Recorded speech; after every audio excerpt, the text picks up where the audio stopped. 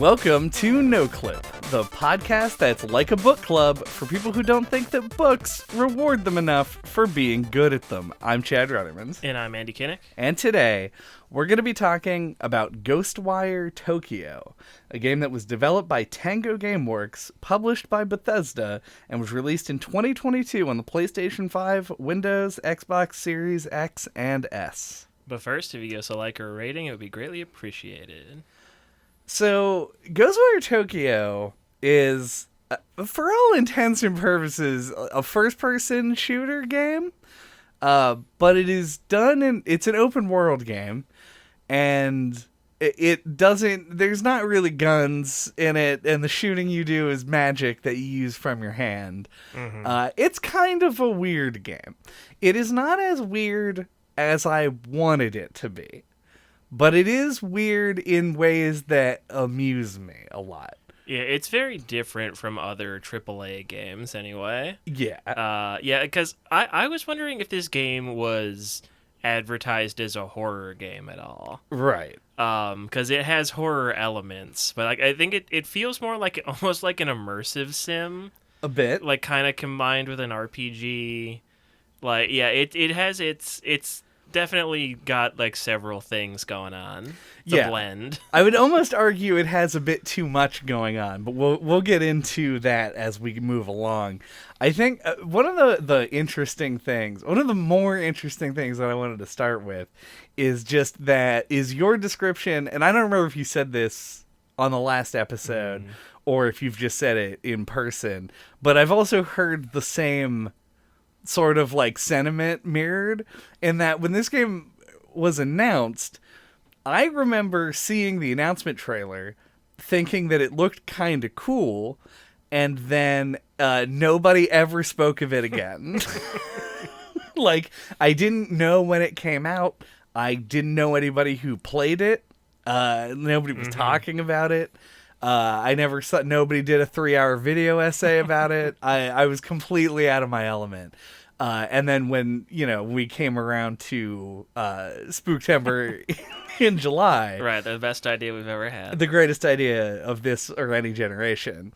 I put it on the list because it had Ghost in the title. Right.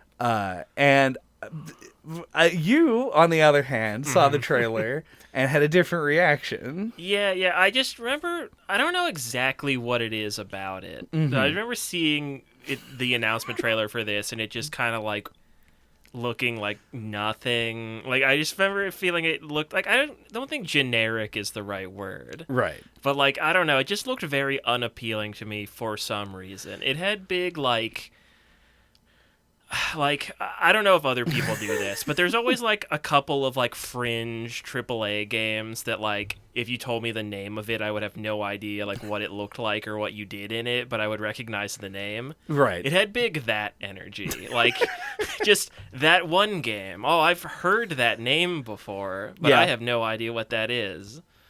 Yeah, I actually, coming into it, I didn't know, like, coming into, all the way up to the point where I was beginning to play the game, I actually did not know what, like, your verbs in the game were. Mm-hmm. What I knew from seeing the announcement trailer was that there were Japanese-style ghosts, and that you did kung fu motions to shoot green energy out of your hand. Right. And for me, I was like, sold. Like, I want to do that.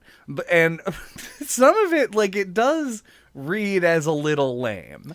Yeah, like, for me, I am, like, kind of biased against, like, games set in a city. Yeah.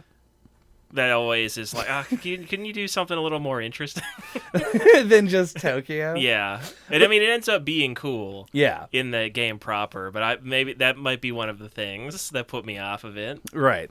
So, and what's interesting is that I go through all of this at preliminary, and we're talking about the announcement trailer and how nobody really talked about the game, and the lead-in, if you are following general human speech patterns, you would assume that I would say, but they should be talking about it because it's actually a hidden gem. And I'm not here to convince you of that at all. I don't think this game, I would stretch to say that this game is good. I think this game is at the very least playable, but it is also, to me, really interesting. So I think if what you're looking for is a game that would teach you about like AAA development and how things sometimes go way off the rails of what they probably were supposed to do, this is a great game to me to demonstrate that. And over the course of the podcast, that's what I'm going to be trying to convey. Yeah. I think I agree with what you're saying, but I think I would call it a hidden gem, though.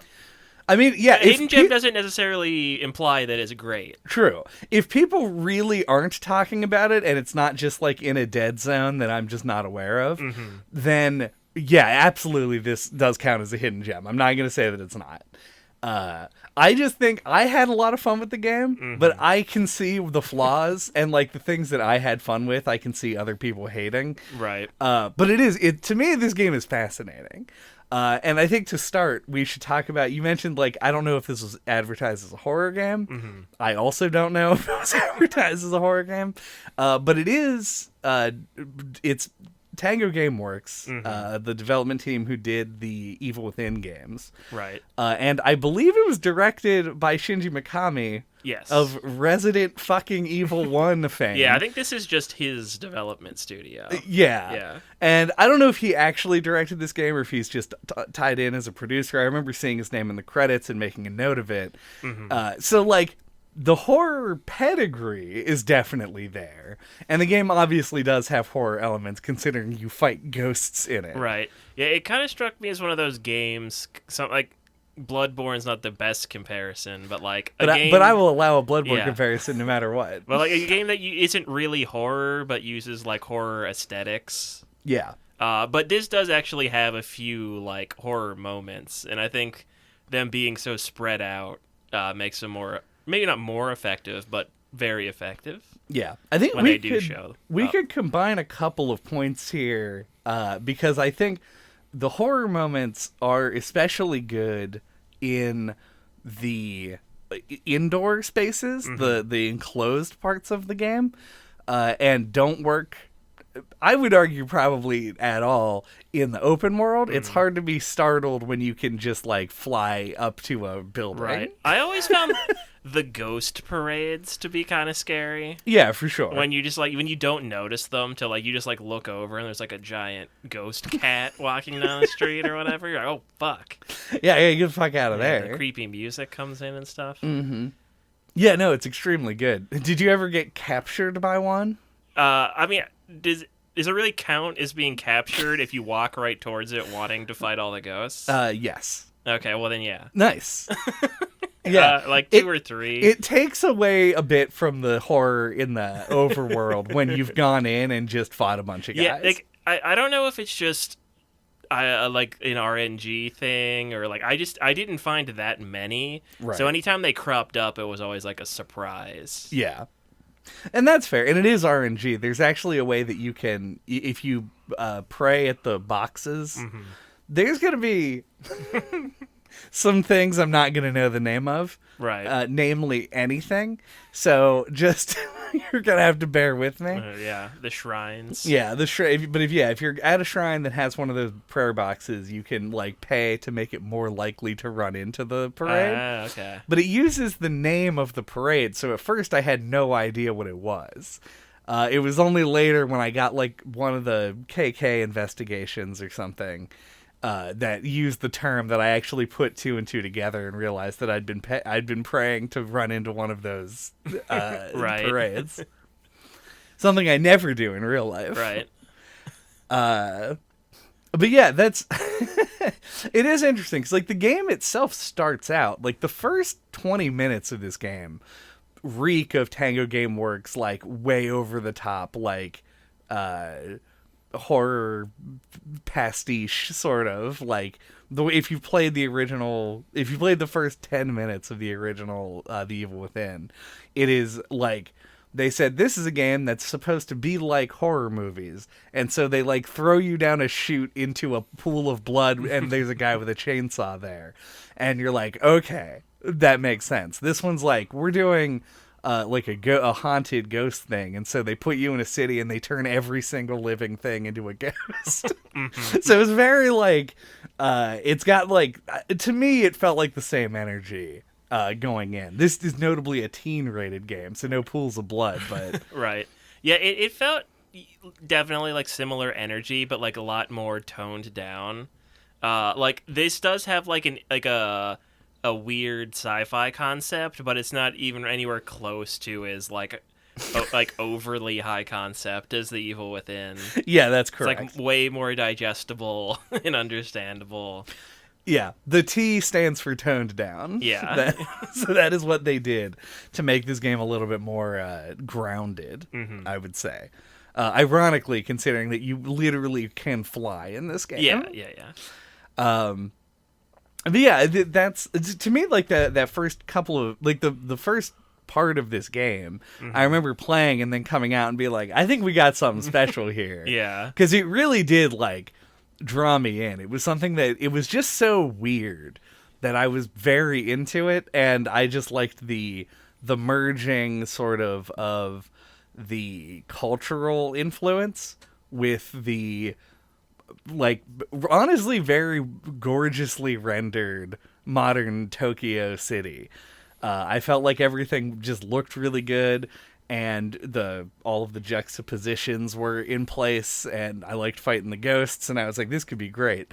And it wasn't until later that I kind of wish that they had curbed some stuff back a bit.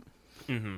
Yeah, I think the hospital part at the beginning is pretty strong. For sure. I think those indoor spaces really like shine, and I think they're in there just enough. Like I think like the ratio of like running around Tokyo and then going inside buildings is like pretty well balanced. Yeah, I would agree. I think depending on how much of the like open world style content you do, that stuff, I think this game probably shines on a pretty straightforward playthrough. Like if you just sort of do the missions and like some stuff as you run across it. Right. If you do what I did, which was play like all of the content because you didn't have anything else to do with your time, then it does feel like the open world gets in the way of itself a lot. You just run around doing shit. Yeah, like I was doing all the side quests until like the last third ish, and that was partially just because I wanted to finish it, but also like I feel like that was around the point when it was like, okay, like every apartment looks the same, you know. Like I think the side quest design is actually really good. Yeah. And yeah, like. It says a lot that like it took that long for like the reuse of art assets to feel like it mattered. Right. Yeah. Side quest design is something we could talk about, I think, and lead potentially into talking about sort of the open world generally. I think when you're making a game like this, like an open world game with side quests, you really have like there are two kinds of side quests that are good. One of them are side quests that are genuinely well written, that provide like story content. These are things that like Nier Automata was good at, and then you have quests that are like short, quick, and punchy, and do a lot of sort of like flavorful things in a brief period of time. And I think that's what this game really does. It has a few longer quests that are good, but most of them are like pretty quick, go here, do this, there's a little story involved. And they tie it in well, like with one of the main characters being like a paranormal investigator, so he's able to like discern what the fuck is going on, and then you just quickly do a thing. So I do agree with you. I think the side quests are well designed in this game. Yeah, like they're all like just like a like contained little, or most of them are like a contained little narrative, or you like go into a house where like somebody was essentially like cursed or whatever, and their like spirit can't move on, and you have to like figure out what it is. Sometimes it's like a malevolent spirit, sometimes it's just like a yokai fucking around. Yeah. But yeah, they managed to like all the ones that I did manage to be like genuinely entertaining and cool. Sometimes you just have to bring 2 rolls of toilet paper to somebody. Yeah. Well, sometimes the ghost is just shitting its brains out, and you just have to bring it 2 rolls of toilet paper. Definitely that one's worth doing. Yeah, of course. Yeah. I mean, I did remember it. Yeah, me too. It's like that one, the one with the piano prodigy kid. With the painting, yeah. Yeah, those really stood out to me. And then, obviously, the school one. The school one. Which one is that? The one with the school that I specifically told you to do. Oh, shit. And you were like, I definitely won't forget to do it. I don't know if I did it or not. Okay. I mean, you would know. How far into the game is it? I want to say it's like at the very beginning of Act 3. Okay, then I definitely am more likely to have skipped it. Okay. Whoops. It's very important to me, so I'm just going to run through it now. I have a theory with this game, because one of the people that I talked to, just trying to read the room on like what people knew about the game, was that when this game came out, people didn't like it. They said it was a shit bad game that sucked.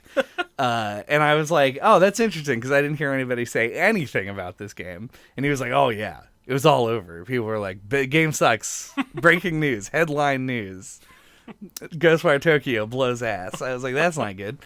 And I just, like, maybe a day later, did this quest in the school that completely fucking knocked my socks off. Like, it's my favorite piece of content in the entire game. And I was like, it's insane to me because it felt like they really hit their stride. It was like, this is exactly what the whole game could have been like, and maybe should have been like. And it would have, I think, kept intrigue for longer without having to resort to a bunch of collectibles and stuff, which I generally am not a big fan of. So it was like this whole thing, and then I checked something. I think it was like the achievement list or whatever. And the whole school quest, which is like 2 very long quests, was added as a free update. Oh. In the Spiders thread update. Okay. And I was like, oh shit, like, is this a miniature, a microcosm of the No Man's Sky thing? Did they release a game that wasn't very good and then make it good later and nobody fucking knew? Because they all played it when it came out, said that they didn't like it, and spread the word that it wasn't good, and then no one played the actual good content. And I'm not convinced that that didn't happen. But I don't know. I haven't even going into it now, it seems like there are a few communities who have like picked the game back up and have enjoyed it, but I really haven't seen, like, it's got positive reviews on Steam and shit, but like I haven't heard anybody say anything even post update. Right. But yeah. Yeah, I remember there was a point where it said like that I could now play the Spiders thread whatever content, and I was like, I don't know what that means. Well, and then just kept playing the game.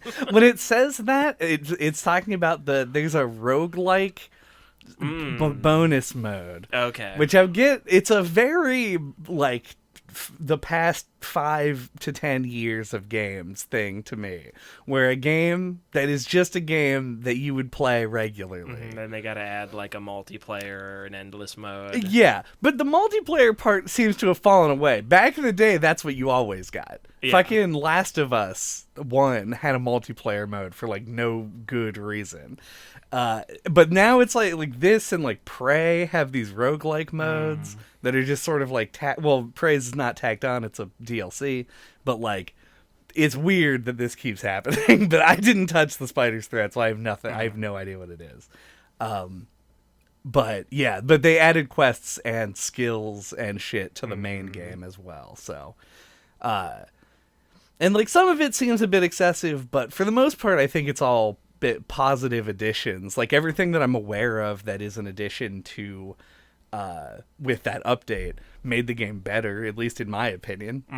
So it's weird. Like, I think if you listened this far in, because maybe you played the game at launch or whatever and thought it was poo-poo bad and want to give it another try with the new update, I think it makes it better. I think it's good shit. Yeah, I have no concept of what was added at all. Yeah, it wasn't until I did that school quest that I like did a deep dive into what was actually added. Yeah. And I don't know specifically what skills. I just know, because I maxed out all the skills, that at one point, I got the one for getting all the new skills, and then later I got the one for getting all the regular skills. Right. So who fucking knows? There isn't like a symbol or something. Right. So do you want to talk about that quest, or do you not want to spoil it? No, I want to spoil it. So spoilers Yeah. for the best quest in the game. All right. And there's really one major reason why it's the best quest in the game. But it sets up this thing where there's like a paranormal investigation club at the middle school. It's like a bunch of little kids. You like run into one of their parents and they're like, my kid hasn't come back from school. Everyone's dead and everyone's sense of time is weird, but it makes all of the quests seem like you're just like strolling around in the afternoon and somebody's like, my cat is up a tree. It's the tone of everything in this game is extremely odd. Yeah, everyone's like stuck. It's like they're stuck in a time loop. Mm-hmm. They don't know that they're dead. Which could be what they're going for. Yeah.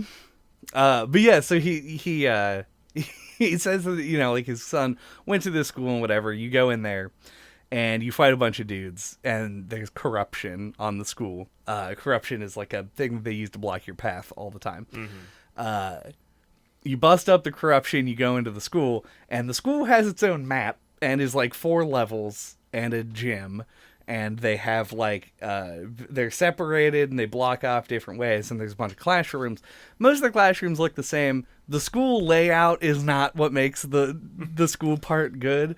They can get away with it all looking very similar because it is a school. But it does feel like a big zone that probably could have been smaller. Either way, you're tasked with like finding these several symbols because the Paranormal Investigation Club like idolize KK and are trying to like do something, and they got these symbols that they thought were gonna like grant their wishes, but it actually summoned a demon lady. And so you have to like find the seals, and then there's a boss fight on the roof with like a 40-foot tall lady where you break mirrors and seal her back into the nether realm. But what's awesome about it is that on one of the floors, there's like an anatomy lab, and there's a character called Gutsy, who's like an anatomy model, like a guy, and like with a cross section in his stomach that shows like where all of his organs and shit are. And he follows you around when you aren't looking at him. It's like the only not regular enemy guy who moves and interacts with you in the whole game. And he moves real fast, is creepy looking in the dark, and when he catches you, he like wraps his body around you and then carries you back to a start. Like, it doesn't kill you, it's just like a reset. And you have to search a library for books.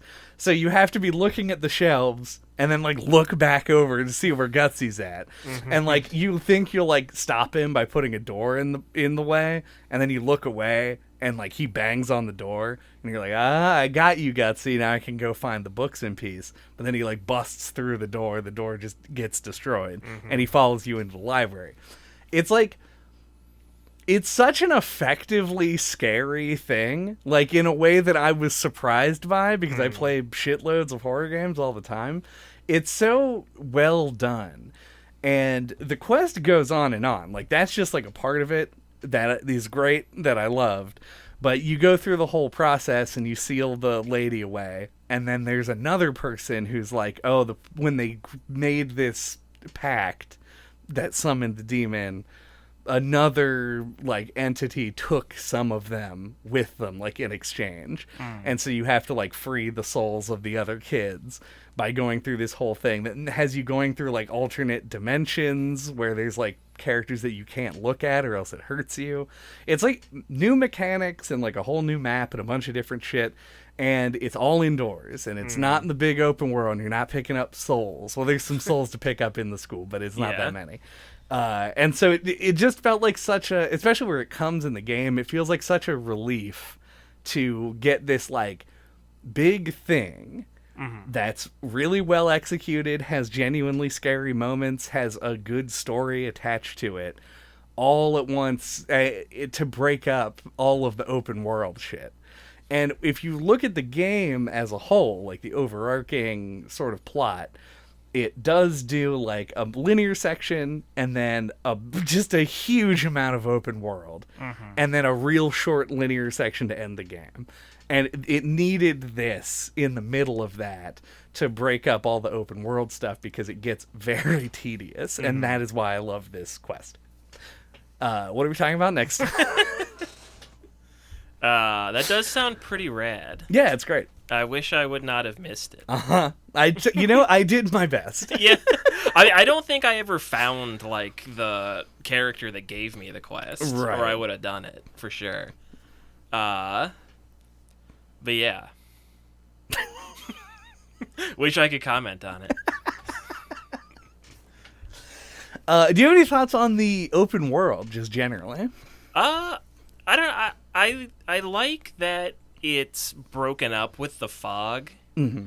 I think it keeps it from like feeling less like an open world, at least to me, and more like, I don't know. It almost kind of feels like a last gen like game with more like just like a big zones. Like it felt more like broken up because of the fog. You know, like a big rooms game. Not a big rooms game, but like something like, I think Dragon Age Inquisition had like, it's like an open world game, but it's broken up into like 5 different like big maps. Gotcha. They're not all connected. It felt like it had a little bit more of that energy because of like the way you had to like uncover the map because of the fog. So it kept it from feeling like this like big sprawling thing where I was always getting distracted and like, you know. So I think it like it had a different flavor, I think, than your average open world. That's fair. I think a big part of it, and something that you called out early on, is the fact that it is a city, and it is expressly based on a real world city in the form of Tokyo. I wonder how closely it resembles actual Tokyo. It's a very good question. Yeah, I mean, Tokyo itself is enormous. Fucking huge. Yeah, but this is Akihabara, I think, is like specifically the district that it is trying to be. I didn't pull up a map to check to see if they're similar, but it gives the impression that I get when I see an anime, which is really the best. It has Akihabara Crossing in it, which I know is like famous, and I have like at least a reasonable picture in my mind of what that is like. So I think they probably tried to do it, at least they probably did it about as well as like Spider-Man 2 on the PlayStation 2 did New York. Which is like surprisingly well for what it is. Yeah. Yeah, I think you called it out earlier, but it does look nice. It's like got all the nice like reflections. It rains a lot. I think that's like a nice touch. Yeah. Yeah. No, I mean, I liked it. Yeah. The world itself, I'm a big fan of. I think one of the coolest things, and I don't know when we want to talk about this, that the game does is the fact that it incorporates Japanese culture like literally into the game. Like it's not using it as inspiration to do things. It's just like, this is a sandwich Japanese people can eat from a store. Here's a description of it and what it generally tastes like. I wonder what that's like for a Japanese audience to play. Yeah, like if you were playing Castlevania and you picked up the chicken and it gave you a description of what chicken is. Yeah. Like it would just feel like a lot of text that didn't need to be there. So probably around similar to that. Yeah, it just seemed kind of strange when you think about it that way. No, I agree with you. And it's especially interesting because the entire game is in Japanese. And so if you're a native Japanese speaker, then you're playing this game that feels like it's just made for you, right? 'Cause it's in your language. And then it game-splains to you what like the fish chocolate pastry is, right? And you're like, obviously, I know what this is. But yeah, I think that the literal Japanese culture in the game is one of the coolest things that it does. Not because it's particularly inspired, but because as a Westerner, it's actually informative. Like, it's a cool thing for me to learn. So, seeing Tokyo as, like, the game world makes all of that sort of, like, fit in better to me. And so, I agree with you. I think that the city of Tokyo itself as the game world is great. Yeah, and like, I think the scale feels like just right. Like, there's something that's really immersive about it. Mm-hmm. And I like the incorporation of like yokai, because like I've seen them pop up in other things. Like I've seen the umbrella with the eyeball on it and several different things. Yeah. But like seeing them actually like incorporated in like the more like their folklore contexts, you know, like actually in Tokyo was pretty cool. Mm-hmm. I agree, yeah. And the fucking big wall yokai, Yeah, it's like my new favorite thing, and just real cool. fake wall, the yokai. Yep. It's I finally understand illusory walls. Uh-huh. But yeah, it isn't the world, like the actual city, that I take issue with in the game. It is more the way that they incorporate the open world mechanics into it. Mm-hmm. I just feel like we'll talk about like actual mechanics here in a second, potentially on the next half. We'll figure something out. But the fact that you jump into the world and it has everything in it. All of the tropes of open world games are here. You have like the Ubisoft towers in the form of the gates, and there's like fucking collectible coins that are the spirits, and you have like a wallet in the spirit containers that you have to buy to expand your maximum spirit capacity. And you exchange them for experience points and money, and phone booths that are all over the place. There's vending machines, there's shops. There's just like every fucking thing. And your map is a disaster to look at because there's like trillions of icons. Thankfully, you can filter it, but good God, there's just like so much going on. It felt like they didn't really pick and choose what to do with the open world. They just supermarket swept every single thing off the open world shelf into their cart. And it got a little bit overwhelming, is I guess how I would put it. But notably, no crafting. There is no craft. Well, correct. There's no crafting. I had to think about it for a second. It's in fact surprising to me that there isn't crafting. So that is good. That's a positive. But yeah, it has, I don't know, it just has like so much to do. And I spent a good amount of time. Like I did all the yokai.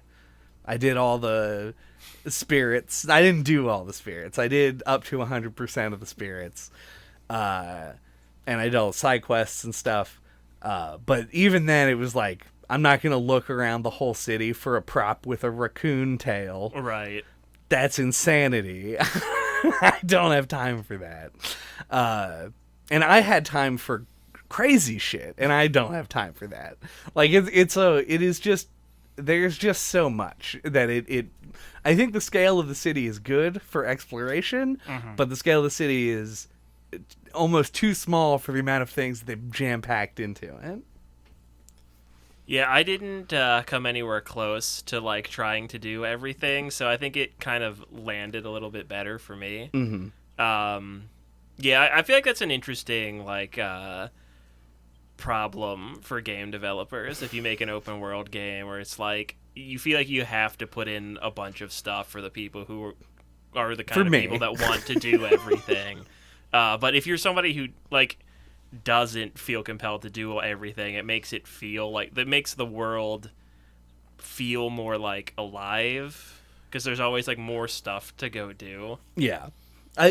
Do we know how the information became publicly known that there were like 900 Koroks in Breath of the Wild? I'm sure they said that in an interview, or like somebody got them all. and knew it was 900. Do they make game guides anymore? I don't know. Was there a Brady Games Breath of the Wild? Yeah, there's a Prima strategy guide that says it. I don't know. The totally unofficial guide to Breath of the Wild.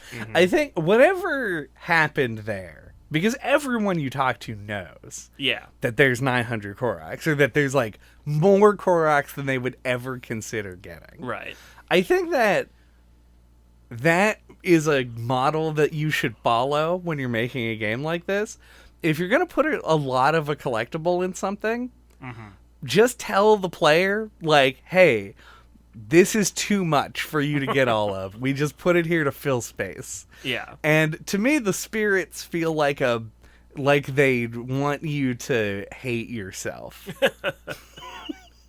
Because it felt like Koroks, where it was like, if you run up a building, there's a spirit there. Yeah, there's just a fucking billion of them everywhere. If you look over the horizon, it's just like spirits forever. You use your Witcher senses, and you can just see tons of them illuminate in the distance. Yeah, there's like billions of them everywhere. There's even a little, like a prayer bead you can get that will point you to the closest one as if you need it. And there's so fucking many of them. And I wish that they were like Koroks, where you just got them and they provided a little bit of the benefit in the form of the experience and the cash. There's a level cap in this game. It's like 51 or something. Like, after you hit that, you cannot, no more experience is gained. Right. So if you go for 100% spirits, which I do not recommend you do, you go way beyond the level cap. It's totally unnecessary to get them from a mechanical standpoint. But it gives you a number every time that you pick up the phone, and that number is like 214,000. Right. You get them like 100 at a time, so it's like an obviously inflated number, but it is a number and a percentage of how much you have. Like, to someone like me, that calls to you to finish it. Yeah. No, I felt like that compelled to do it a little bit as well, because like they even break it down into like areas, where it tells you how many you've gotten in a particular area. So yeah, it does appeal to that like part of your brain, but like I'm that kind of person where there's like a clean break, or I'm just not gonna do that at a certain point. I just say my vote is they should have taken the percentage and number away. Yeah, probably. And just been like, oh, hey, you got some now you're at the level cap. Don't even bother with them anymore. They leave it even ambiguous as to whether or not they, like, respawn. Right. Like, they don't, but, like, would you really notice if they did? It'd be hard to tell. So, yeah, to me, it just feels like there's some stuff in there that's just to, make the game longer. Yeah, there's definitely padding in it. Yeah.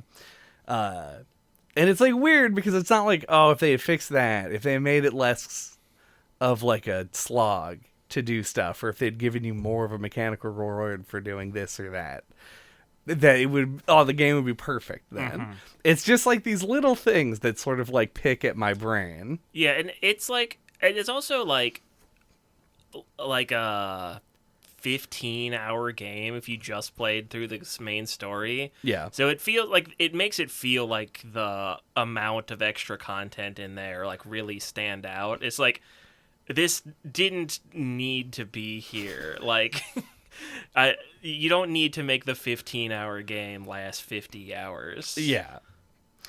But that's also our like fucking rallying cry. I get, but like if it's like something like a Skyrim or whatever that's like specifically designed for you to play it for like 150 hours, I think that's like a different thing, right? Than like having like a 15-hour story and then just being like, hey, also there's open world stuff to do. Right. Yeah. When you play a Skyrim or like a Elden Ring, or like we just were talking about Breath of the Wild, the open world is more like a part of it. Yeah, that like is the game. Yeah, and in this game, it really is just like a locale. Yeah. There's not much that forces you to explore it. You can just go waypoint to waypoint and not even worry about it for the most part. Was there a mini map? There is a mini map. Did you turn it off? I did not turn it off. Okay, I don't know if you can. I didn't even look. Like, this is very much the kind of game that, like, you'd be lost instantaneously if you tried to play with it off. That's fair, yeah. Blame it on it being summer, and it's, like, kind of warm in here. But we're going to take a break. Yeah. That could have been more. Nope, standing. Oh, yeah. After the break. Yeah.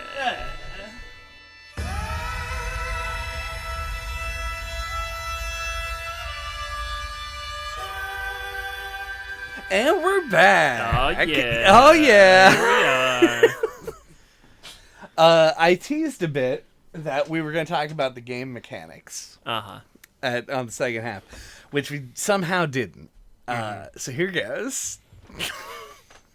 The game, to me, has two modes of operation. One of them is fight a guy.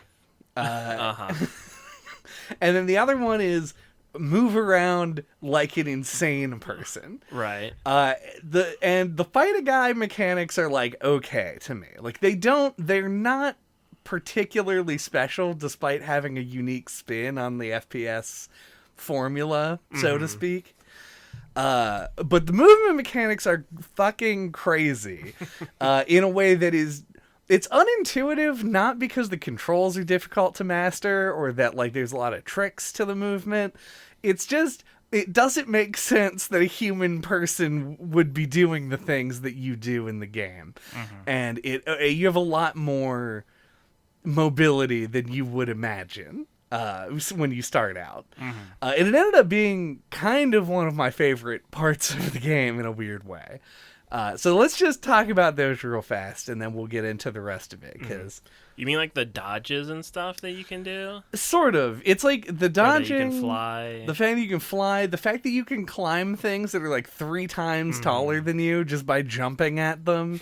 It's like, it doesn't feel it's intentional. It's in some ways. Like, it feels like you're cheating when you fly toward a building, don't get anywhere close to the top of it, and then you're just like, oop, and you just sort of hoist yourself up. And then the stealth kills and stuff. I don't know if you got the ability that lets you kill from above. Yeah, I did. It is so broken, like, and in a really good way. It makes you feel cool to do. But it's just like the movement is so insane. Like there was a point in the game where I had the ability to summon the Tengu to pull yourself up to a rooftop. And so combat was not participate in combat. It was how can I kill everything without them ever even knowing I was there? And it was interesting. It made it more of a puzzle to me to like figure out my angles and attack from the sky and use like the chain attack to kill multiple of them in a row. And I found that to be actually really engaging in a way that almost doesn't feel like it's the way the game was meant to be, like, or like intended at least. But it felt like you were really thinking outside the box and making the game easier on you, even though it doesn't really need to be. I don't know if you had that experience, but the movement, I guess because I spent so much time in the open world, really became like a source of most of my enjoyment.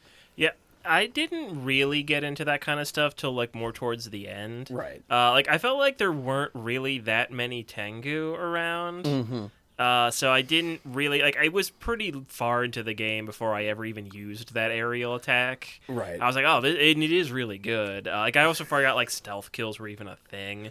Like, I got to, like, so far, and I had trouble on, like, an encounter, and I'm like, oh, yeah, I can, like, sneak up behind him. Like, that's going to make this a lot easier. Yeah. So, yeah, it has, like, the kind of, it's not a problem, but at least for a player like me, who's less inclined to just like bust the system open from the get-go. I ended up like not just playing it like very straightforwardly for a big chunk of it before I ever like found out all the cool shit you could do. Yeah. The ability to like essentially the grapple ability, like to spawn a Tengu and then jump to it, it's locked behind the skill tree in this game. Is a classic skill tree.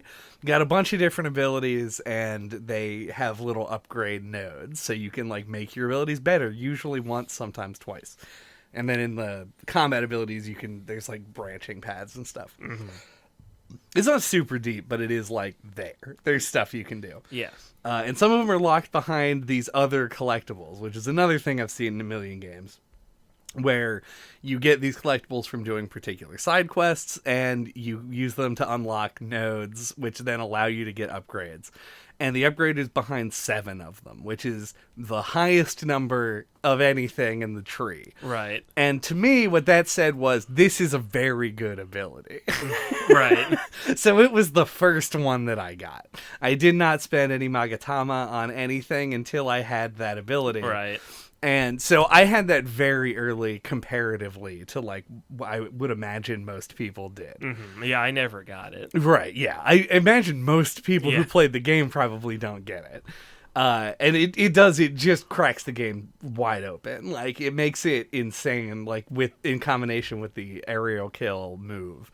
You can take on almost any encounter by killing most of them instantly before you have to fire a shot. Yeah, like, I also, like, didn't block all that much. Oh, me neither, actually. Yeah, like, until, like, the last, like, couple of bosses, like, I started doing it, and, like, the perfect timed block is actually pretty easy to do. Right. And it was, like, super satisfying, and it gives you, like, magic or whatever back. Essence, maybe? Yeah, I don't remember. That is what it's called. Okay. It gives you essence back, and I'm like, oh, this is, like, really satisfying. It's, like... It felt like the game, like the basic enemies didn't really encourage you, or at least me, to really do any of that stuff. Yeah. That's actually a great thing to move on to, is like, I think that generally speaking, the game might be slightly too easy. Yeah, I think I died like 3 or 4 times. Yeah, it was not a lot, for sure. Did you fight any of the whirling umbrella razor murderers? I don't think so, based on that description.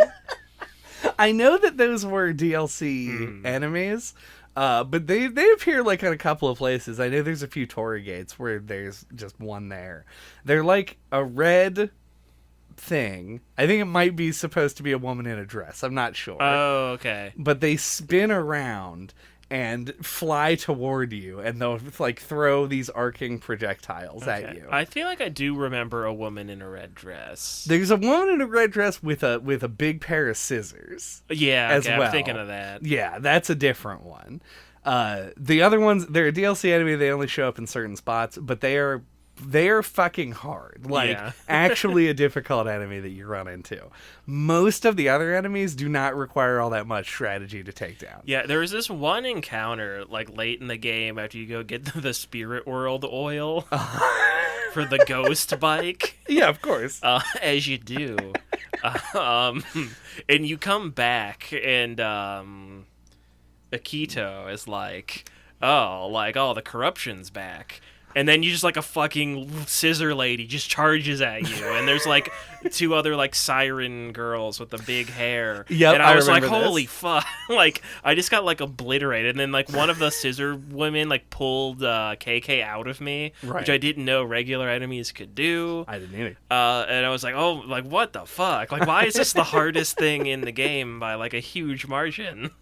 Like, I think that was harder than the final boss for me. Yeah, I died there as well. I didn't actually get... I don't think I died. Oh, okay. But I did almost. I was running around and, like, having to, like, find shit to break to get more magic or essence. Yeah. So I was just, like, scrambling for, like, fucking 10 minutes trying to beat that. Yeah, it's real weird. And those enemies in particular, like, they're only really threatening if you don't have a lot of space. Right. Because if you can just run, and this is true of all the enemies, if you can just run away and shoot them, there's no chance that they'll ever catch you. Yeah, and, like, the stun, like, paper... The talismans, he's really good against them, and I didn't have any. And I was like, that's usually, like, my go-to. If something's giving me trouble, you just fucking paralyze it. Yeah, the paralyze is great. The one that just exposes cores is really good. The thicket talisman is surprisingly good. I used that like a couple of times and it didn't really seem to do anything. You have to. It's weird because the game has stealth in the way that a game that isn't about stealth has stealth. Right, there's like tall grass. You crouch in it. You crouch down in it, invisible. you're fucking invisible. Nobody knows you're there. Yeah. So it's really amusing that works. But I didn't really use the talismans all that much. When I started to, I regretted not using them earlier. They're really good, yeah. Just very strong. Totally expectedly, but kind of disappointingly don't work on bosses. Right, yeah. I mean, there's one that I used on the final boss that I didn't use anywhere else in the game. Was it like an updraft one? No, that's the one that makes you jump, but Right. the wellspring, the one that just Okay. generates essence in an area. That one is good for basically, I think, just the final boss. Yeah. Because it just leaves you alone for a long time, so you can just put it down and sit Yeah. and regen ammo. Well, yeah, talisman's surprisingly good. The bow does a shitload of damage. Like, it's great as a weapon, but you'll never use it. Yeah, so I wanted to talk about the bow. Because, it does do a lot of damage. And I feel like the bow feels kind of, like, slow and not clunky, but, like, I don't know, just not satisfying to use. Right. And they have multiple parts where they take KK away from you.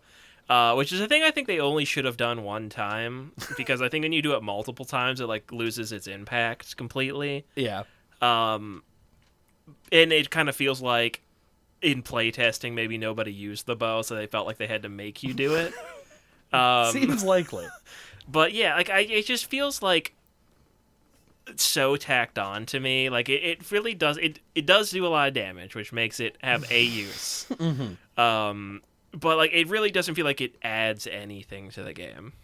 Yeah, it I guess it could also, you could see it as like a potential money sink. If you do use it a lot, you have to buy arrows for it. Right. It only holds like 10 at a time. Yeah, like that even just that would have helped a lot if there were just ever arrow pickups in the world. Like they're so rare. You're like, I could use the bow here, but what if I really need to use the bow and don't have any arrows? Exactly.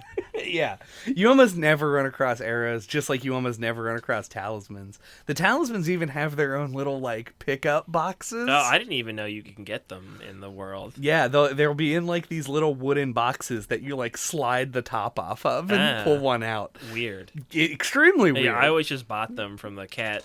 Yeah, merchants, exactly. Yeah. But they made an asset for it, and then they put, like, 10 of them in the entirety of Tokyo. It's extremely strange. And yeah, it feels like all of those, like, the side weapons that aren't like your elemental weaving attacks feel very afterthought-like. Both because, as a player, they're not going to be the first tool that you turn to, and also because they're just, like, really strong, mostly. Like, and for reasons that don't seem like they quite warranted.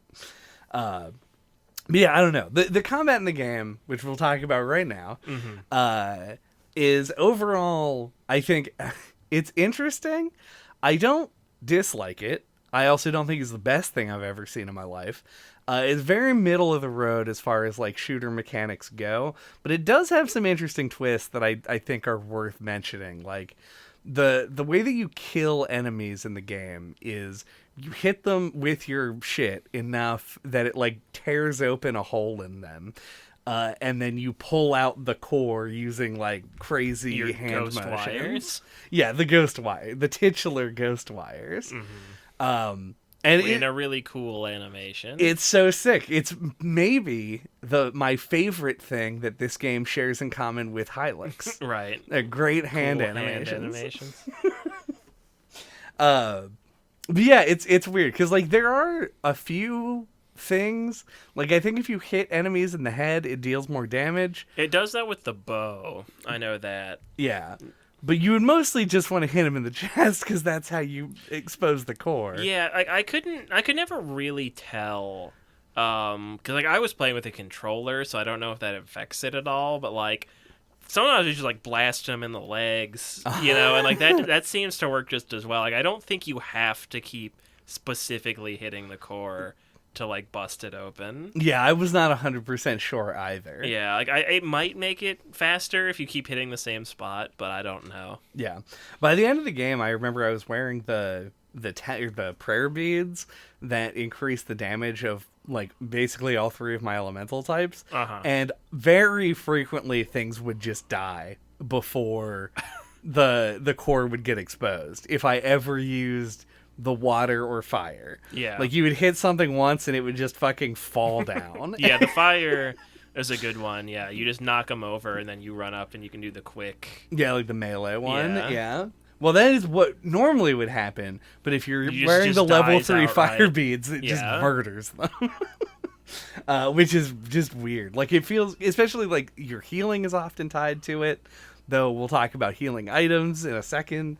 It's just like, I don't know. To me, the biggest problem is I felt very little incentive to use anything other than wind unless I ran out of it.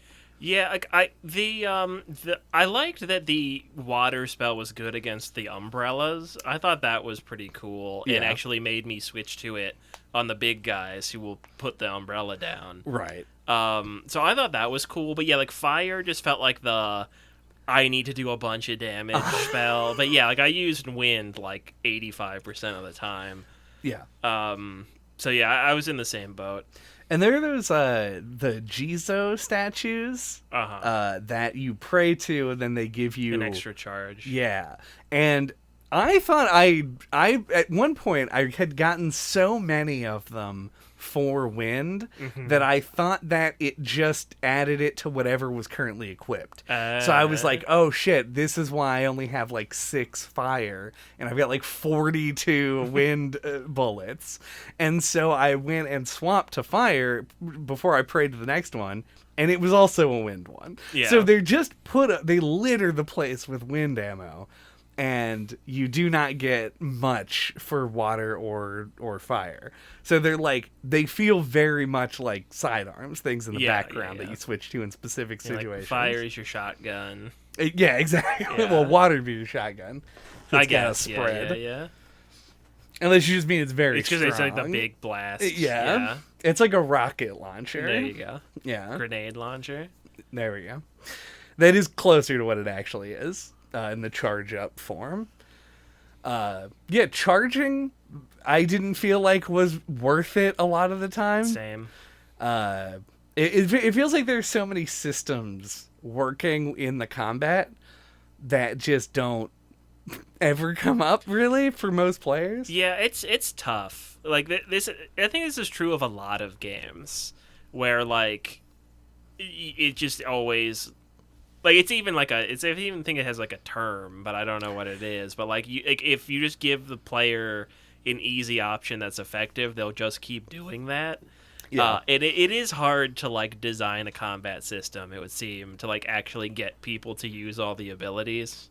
Yeah, it's real strange how it always seems to happen. Yeah. And this is one where it just doesn't feel like it doesn't really feel like they put in the effort, not in a like, oh, they were lazy. Like I think that they put these things in and then their intent was for you to use wind mostly. Mm-hmm. Like I think a lot of the combat is just designed around that ability. Right. And yeah, but that it ends up being like your go-to thing in combat for most of the game. Which is a shame for a few reasons, but mostly to me, I think that the enemy variety in this game, while not mechanically very strong, is visually incredible. I love every enemy design in this game. Mm-hmm. I think they all look really good. They evoke exactly what they're supposed to evoke in terms of that like Japanese horror style. And there's so many like little touches to it that make me just really impressed. The enemies do different things when they're idling. One of my favorite things is the melee grab. There's a thunderstorm now to emphasize how scary the enemies are. Mm-hmm. The enemies will do different things when you're melee grabbing them. Yeah. And my personal favorite being the scissors lady. When you do the melee grab, she leans in with the scissors and is like gonna cut your head off until you pop the core out. Right. And like, sure, yes, it loses its impact after the first time it happens, but like, fuck, dude, that first time it happened, I was like, this is cool as hell. This is a great animation. So I really loved all the enemies, and I wish that they could have maybe pushed you into fighting them in more different ways. Yeah, I agree.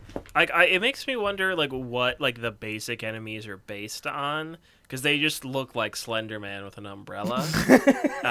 So, like, I wonder, like, what the actual, like, folklore or whatever that, like, the main, like, just, like, business guys Right. are based on. Yeah, if you go through the codex, it lists like all the characters and stuff, and for like yokai and food and everything else in the game, it gives you like a description of like the cultural context of the thing. For enemies though, it just says like the umbrella men were people who worked day jobs and hated it, and they're lifeless drones that carry their whatever into the afterlife. Like, Right. all of them are described in that way. It's like, oh, this kid is somebody who went to school and had a lot of expectations put on him and it crushed them. Right. Did all the fucking, like, flip-kicking school children. I mean, that's just Japan. You know, you go Yeah. there and you just get your ass handed to you by children. We're doing crazy With no acrobatics. No heads. Yeah, it's weird that they don't have heads also. Like, that feels like it should mean something. Yeah, kids are so empty-headed these days. Exactly, yeah. But, like, all the other enemy types have a head. Yeah. So it's just weird It's that gotta they have a meaning, specifically yeah. don't. Yeah, like, there is something there, probably. I just don't know what it is. Yeah. I- Oh, yeah, we would talk about the healing items. Yeah. I think it is a really cool idea to have healing items that permanently increase your health every time you use them. I wish that it mattered more, but it's a system that I find cool and already like had brainstormed like what are some other cool ways this could be used. Like, I found that to be really interesting. Then the healing item implementation itself was you never run out of it. Yes, 100%. Yeah, it feels like a very cool idea, but that's just like completely hollow. Like, you never even think about how much health you have, or think you like make a decision where you're like, oh, I need to wait to eat food or anything like that. Yeah. Yeah, and you always have just like a billion food, and which also led to me like almost never spending money. Like, I had so much money in this game too. Yeah, the economy of the Ghost Tokyo, not really doing so hot. No. I mean, I imagine that it's like real money in that it's real cheap to buy snack cakes and sodas. Right. And so you just buy, but it's not gameplay focused at all. It's weird how they did it. Like, the things that are expensive are dumb shit mostly, like soundtrack music, which I don't know where that plays or how you play it or anything. Like, outfits, it's a first person game, so you never see them outside of your sleeves. It was really funny because like I put the paper hat on him and like the dumb mask. And would forget that I had done that, and then in the cutscenes he has it on. Yeah, I had a cow with a UFO abducting it from his head. Yeah. I think they just like come with the game. Yeah. So I had the exact same experience where I was just like, oh right, I forgot that I look like an idiot. Yeah, I usually don't do stuff like that. Because like the novelty of a dumb looking character isn't as high to me as it is for some people. But yeah, like I did it and then just would completely forget every time, and it was always amusing. Yep. But on the topic of the healing items, right. Yeah, I completely lost the plot as well. Yeah, like it's once again another game where the way healing works just feels like such an afterthought. Like, you just you just hold triangle to heal, and it's never a problem. At least you can't pause to heal. Yeah, that is good. But yeah, like, I don't know, make you like, I don't know what would make it better, but like if you had to like manage it as a resource more, or like actually have to think about it ever in any way, Yeah. that would be preferable. One of the weird things about it is the spectral food, nether dongos and shit, Yeah. have buffs that they apply to you. Mm-hmm. But the way that the system works is, You just eat whatever random thing. well, true, but also you have to select food to put it on your hotbar. Right. If you don't do that, it just auto selects whatever the next thing is. But if you select a food, like say I had the nether dongo, and I ate one, and it gave whatever the buff is for that. I think it's like a perfect guard chance up or some shit. I did experiment with this.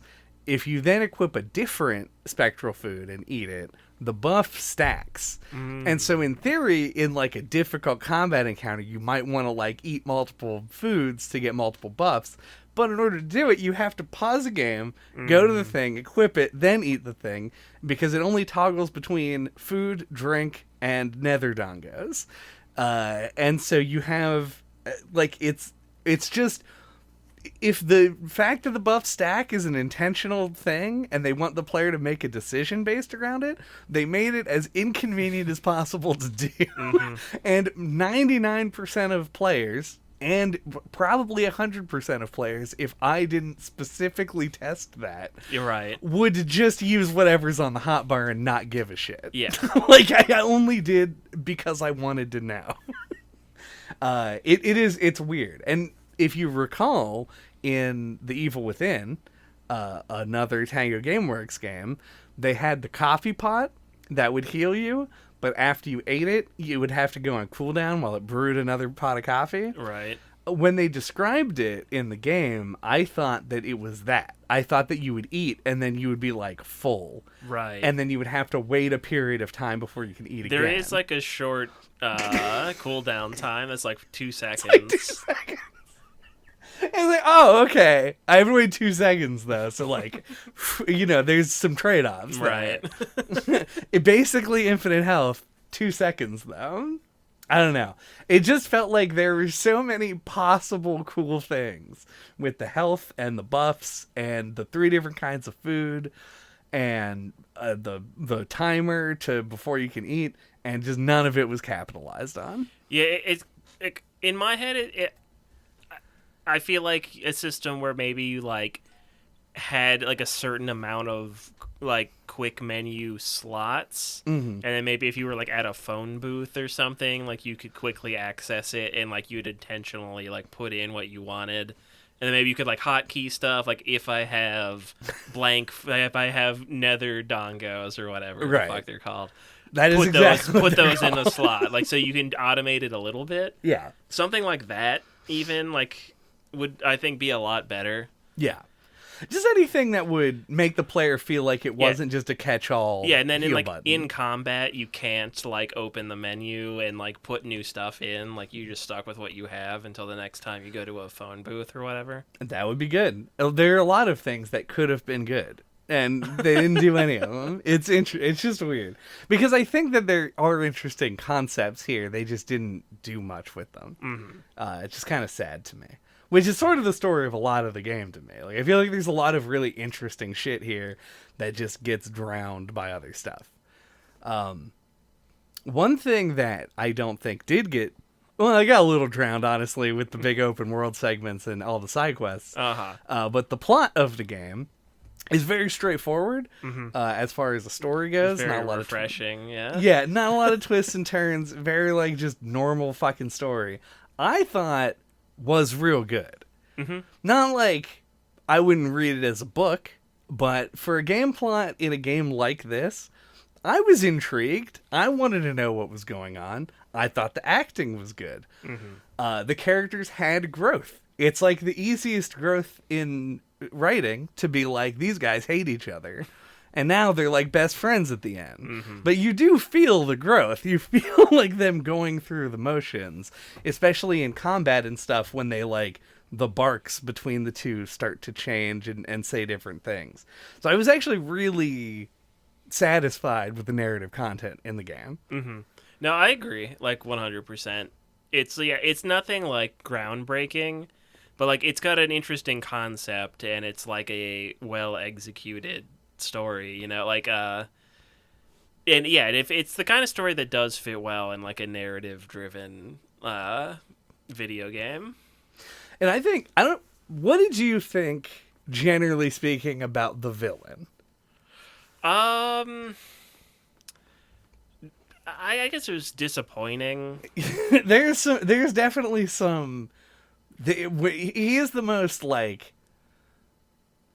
I am the most unsure about his character among all of the things. Yeah, like he has like the cool, like he kind of seems like a cult leader. Like he's got like the mask but like I don't know, he ends up like not really doing a whole lot. Like I feel like we talked about this in another game recently, but like it felt like it was Resident Evil 8. Oh, yeah. It felt like that he just didn't have enough presence in the game, which is weird because like his face will show up everywhere. Yeah. But yeah, like it just didn't feel like he was that big of a part of the narrative in the end. Mm-hmm. I really liked. So what I liked about him was the first 20 minutes of the game where he seems mysterious and menacing. Yeah, and they set up he has like this ability that where he like he basically murders you. He kind of feels like a Batman villain. Yeah. And then they just kind of dropped the ball on that. But anyway, continue. Yeah, he went from Hush to Hushed, where he got put in the background. If I could print that on a t-shirt. So good. What a great joke. Wow. But yeah, like in the 20 minutes at the beginning of the game, he fucking kills you and kidnaps your sister. And it's like, oh shit, like this guy's serious business. And then he just sort of appears on TV screens and says uninspiring, dumb shit about how our bodies are weak and shit. Yeah, I like that he is possessing KK's body as well. That's like a cool, super good, yeah. thing, yeah. But yeah, he doesn't exude menace during most of the game. And then at the end, he's reduced to like a gibbering madman. Yeah. So he's a regular Zant. He's kind of a Zant, yeah. Menacing at the beginning, and then... But then there isn't, like, a bigger villain hiding behind him. That's true. He literally is pushed down a hole, and then he climbs up and is like, you expected a final boss, so let's have it. I actually wasn't. Fair. Yeah, because you fight him or whatever, like the... big werewolf kind of version of you or whatever who shoots magic at you. Yeah. And then you do like a narrative sequence, and I thought it was just gonna end on that. And then I was like, are we gonna do a boss fight or not? Okay, I'm unsure. Yeah. And I like that ending sequence to an extent. Like I kind of do wish that there wasn't a final boss, or that he wasn't explicitly tied to it. Mm-hmm. Because he, like, stops time, which is crazy. It seems like he tried to stop time and it didn't work. Right. That's what seemed like happened to me, but I'm not 100% sure. Me neither, really. But yeah, he does, like, his, like, goal is to bring his wife and kid back. Mm-hmm. And Classic. And there's a lot of narrative, like, meat to be gotten from that. But they don't really get much. Most of the good narrative stuff is the stuff between Akito, KK, and Rinko. Yes. And I think that character work is actually pretty strong. Yeah, Rinko Suave. Rinko Suave. Yeah, I liked her. I wish that there was more of her in the game. Yeah. I just flatly agree. She ends up getting relegated to being a phone call. Yeah. A little bit too early. Same thing with the guy in the phone. Oh yeah, Ed. I wanted him to be like an actual character. There's a photo of him, and you can buy the Gashapon machine figures, and there's like models of Ed doing stuff, and I was like, they make models of this character that you never see. It's really strange. Also, as a side note, I bought 50 capsules from the capsule machines for an achievement. I'm an idiot. I know it. You don't have to tell me. They make you watch him turn the knob every time, and the achievement is called, like, try your luck. But it just gives you every one in the series in a row. Like, maybe the order is random. No luck. There's no luck. You'll never get a duplicate. So, why do you have to... This is such a minor thing that only applies to dumb people like me. Uh-huh. But why do you have to watch the animation every time? You're just going to give me all of them. Mm-hmm. It doesn't make sense. There's no fanfare. It's just a tedious thing. Anyway, that's my 1 minute talking about the capsule machines, but I had to get it in there. Uh-huh. Those, I think, were added in the DLC, by the way. Oh, okay. So, not a positive addition that case. Yeah, I think I bought 2 of them. Nice. Yeah. Which ones did you get? I don't even remember. Did you get Dog 4 or whatever? No, I definitely did not get a dog. Oh, sad. I guess, should we mention the dogs?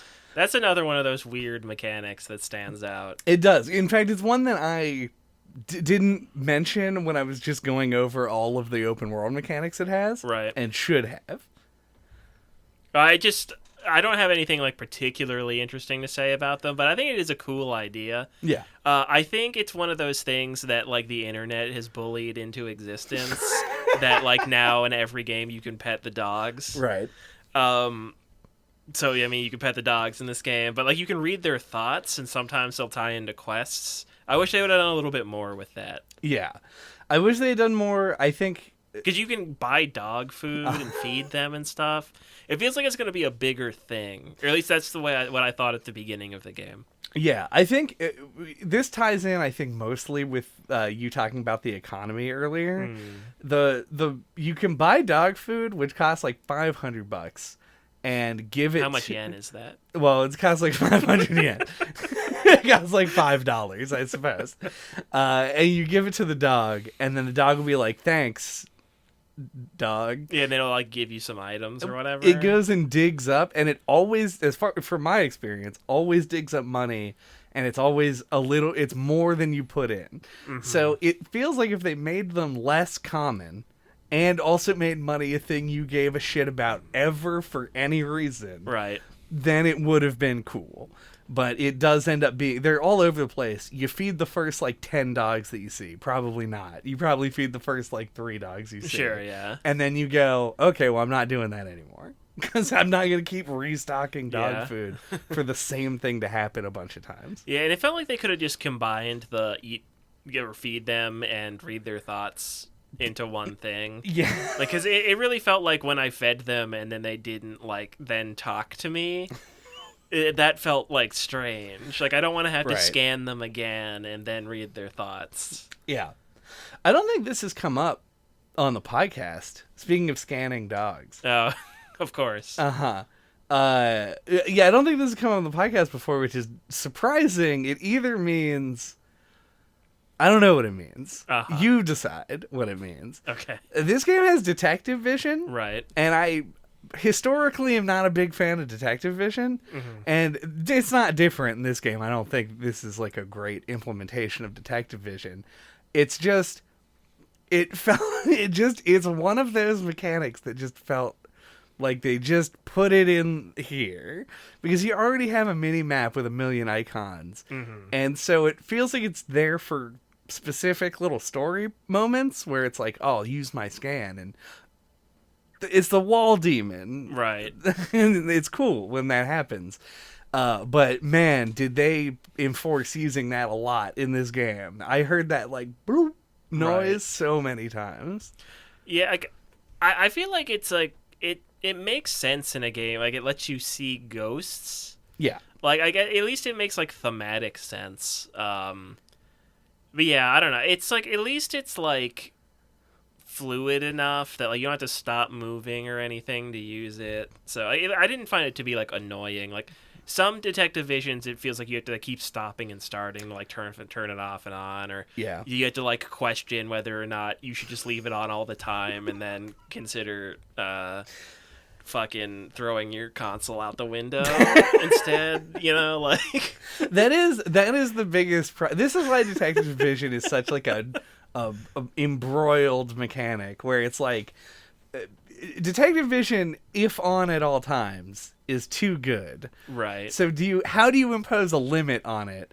And a lot of people, and I think this is sort of what they did here, they just said, is it really annoying to use it a lot? Mm-hmm. And if so, then players won't use it as much. But what really happens is that people use it more than they want to be using it because it is still good. Right. So you can make it worse. You can make having detective vision just part of the world. That's probably the best way of doing it. They usually make it like really visually harsh, so Yeah. that no one wants to leave it on all the time because it's ugly to look at. But then they're like, "Oh, you didn't get the fucking Joker placard from level 19, Right. And you must be a bad gamer." Yeah, it's. I feel like it's like the human impulse is something you're fighting with detective vision. Yeah. I don't have any grand solutions for the detective vision problem, but I will say that if detective vision died off tomorrow, I wouldn't be that sad about it. Yeah, I actually thought it was like okay in this one. Yeah, not terrible. Better than Witcher Senses, I think. Even though Witcher Senses are also like kind of thematically cool. True. It has a purpose, which Yes. is nice. Yeah. But you do mostly just use it to follow like footprints and stuff. So, I mean, I guess it's a thing that we often do. Do you want to like talk about the final boss, or do we not care? That's a good point. Let's talk about bosses as a whole, because I think there was a problem with bosses. Yeah, from my count, there's only like 3 bosses. Yeah. For a long time, they just put a big enemy in, and like that's the boss encounter. More of like a mini boss style thing. And then you can just kind of just like fucking panic, unload like all your wind charges into it and kill it. Also, you have like Devil Trigger. We didn't talk about that. Oh yeah, the wire in mechanic. Yeah, which makes combat very trivial. It sure does. But I guess I don't really have anything other to say about it other than it makes the game way too easy. But yeah, so bosses, yeah. So but the actual bosses there are like the big spider lady, the final boss, which is like a weird fucking dinosaur thing with faces with masks on it. And I guess the hulking essence, spellcaster guy, like are all like fine. Yeah, I think my problem solid. Fair. Yeah. I think my problem with bosses overall is that they're, like you said, there's like 3. There are lots of places where boss encounters are obviously intended that is what it is, but it is just regular enemies, but a lot of them. And it felt like they fell back on that too often. I get that making bosses is hard, but like just don't put something that seems like a boss in that spot. The worst offender is unfortunately at the end of the school mission where you fight a 40-foot lady. The 40-foot lady is just there. She doesn't interact with you at all. She's just in the background, and then you fight waves of regular enemies. Yeah. So kind of a bummer in that case, because like this game's enemies are so cool. Boss enemies would also be cool, and the ones that exist do look great. There's not enough. Does she summon exclusively flip-kicking school children? No, but she does summon a shitload of flip-kicking school children. You will be up to your fucking eyeballs in flip kicks. I think I might actually go back and play that school mission. It's pretty good. Now that I've been reminded about it. Yeah. This is a good time for it, too. It's like almost 1 a.m. Yeah, I know, right? All right. Do we have fire weaving thoughts. My fire weaving thoughts are. I feel like when you were playing this, I kind of got the impression that you liked it a lot. Mm-hmm. But based on this conversation, it feels like I liked it more than you did. Because I thought this was pretty good. Mm-hmm. Yeah, I didn't dive headfirst into the open world stuff, so that probably made it all go over better. Yeah. For me, because like I think I probably put like 20 hours into this max.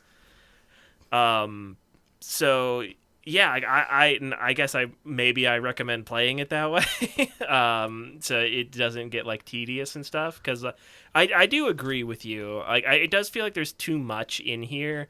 I said it earlier, and I think it kind of really cuts to the core, at least in my head. Like this really feels like it just wants to be like a 15-hour game, Mm-hmm. but they put it in an open world. Which I mean, like it's kind of like a lot of things in this game. Like they had the idea for like Tokyo, so like, oh well, we're gonna make it set in Tokyo, so might as well have it like a big open city. Yeah, it feels like there's like a lot of cool ideas in here, and like they're maybe not like as cohesively tied together as they could be. There's like padding and stuff that's like, yeah, that's kind of like diluting all the good stuff. But like I don't like all of the good stuff is really good though. Like I like a lot of those, like we call them out early.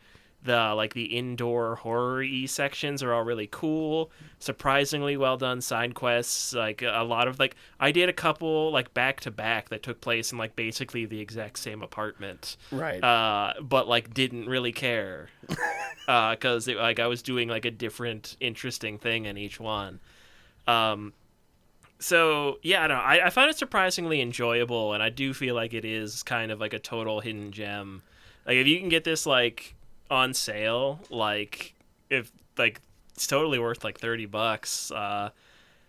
Yeah, like it's interesting. I like to see games like this. Like they're vanishingly rare, where you'll get like a game developed by like a big studio that's like this weird, like this like a short weird like game that feels like it's a lot different than a lot of other games coming out. And it is a shame, at least based on like what you were saying earlier, that it seems like people just didn't like it when it came out. But yeah, because like I was surprised. Yeah. I thought that this might just be kind of like something I felt like super meh about, but was like very pleasantly surprised by it. So yeah, I think it's like a weird, cool little game. It is messy, but like I guess it just falls in this kind of sweet spot for me where I just didn't really care. Right. Like all of the cool stuff was cool enough that I would just like, it was a fun ride. Yeah.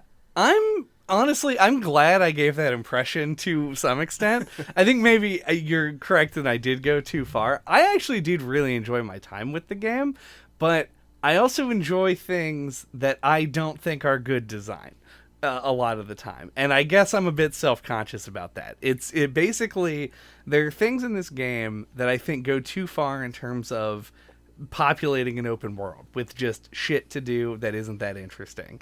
And I think that takes too much of a front seat in people's sort of impression of an open world game. When somebody picks up a game that is advertised as an open world game, they're gonna be like, oh, what are all of the things I can do in the open world? Is this gonna eat 40 hours, or is it gonna eat 150 hours, or whatever? Is this a Skyrim? That kind of shit. And to me, that's like, that feels very unhealthy from a game design perspective. It seems like the kind of thing where your game should have a more predefined scope than open world games tend to. And this game just totally overshoots what its capabilities are. I think, though, in spite of that the game itself is extremely cool and very interesting. I think that the combat, while being pretty bog standard as far as like point and click and shoot, has so many interesting little avenues to go down with all of the different options that you're given, plus movement. It actually does feel fluid and punchy and good to do. Running around the city itself, as much as I don't like that there's so much of it to do, is an extremely enjoyable experience because of how kind of janky and weird all the movement is. And I think all of the character work and the narrative stuff, especially in the side quests and especially centering around your main characters, is really well done and intriguing, and the acting is great and the writing is good, and there's a whole bunch of like crazy, totally obscure Japanese folklore and facts about ramen noodles that you probably haven't heard yet that are in this game. So I actually do, like I said at the beginning, my goal is to convince you that this is an interesting game, not that it's like a great game. But it is a good game, and it's a game that I liked playing. So I also give it like a recommend or whatever fucking we don't do. Mm-hmm. I liked it. Thank you for listening to No Clip this week. What are we talking about next time? Next time, we're going to be talking about RimWorld, a game that's extremely easy to get into and as is simple, fun. It's like The Sims.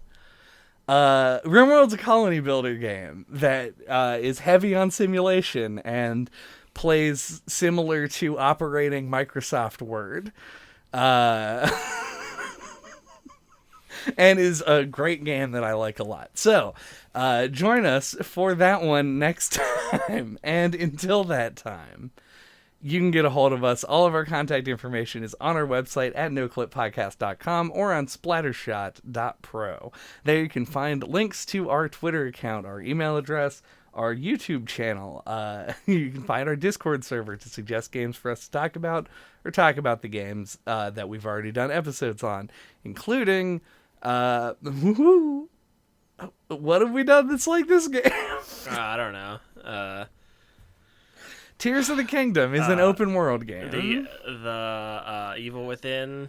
Yeah, Evil Within 2 is like a pseudo open world game and is by the same developer. Yeah, and I mean, my mind just went to Resident Evil 7 and 8 for some reason. That's fair, yeah. Yeah, we haven't really played anything like this. Prey, maybe. Yeah, that's not too bad. Comes to mind. We've played things that share a lot of elements with this game. Yeah. Those are all good suggestions, though. Go check them out. Mm-hmm. Shoot all your wind bullets into the like button. Cast a wide net with the water attack in the comment section to get lots of thumbs ups. And subscribe.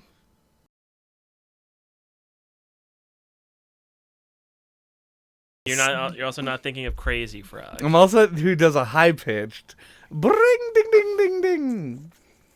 That's the one. Yeah, that's not my vocal style. No. I'm more the other frog. Arrivederci Frog? Arrivederci Frog.